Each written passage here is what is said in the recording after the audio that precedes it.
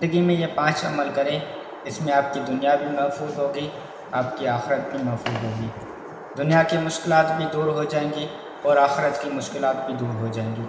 کوئی بھی انسان فقیر نہیں ہوگا، ہر انسان مالدار دولت مند ہوگا۔ اس پر عمل کرنے سے انسان کی برزخی آنکھ کھل جائیں گی۔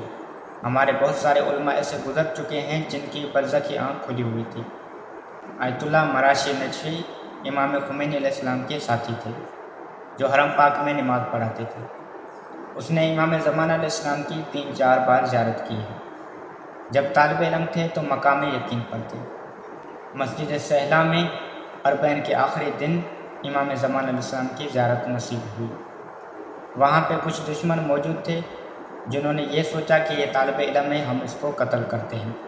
جب آیت اللہ نماز میں مشغول ہوئے، دشمن خنجر لے کر حملہ آور ہوئے۔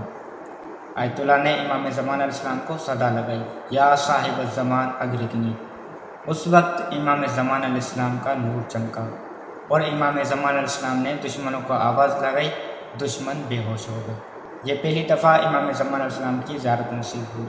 دوسری دفعہ جب آیت اللہ کہیں زیارت پر جا رہے تھے، اچانک راستہ بھٹک گئے۔ اس وقت امام زمانہ علیہ السلام کو صدا لگائی۔ امام زمانہ علیہ السلام اس کے پاس آئے اور مولا نے اس کو پانی پلایا اور کھانا کھلایا۔ اس کے بعد مولا نے اس کو کچھ پیغام دیا۔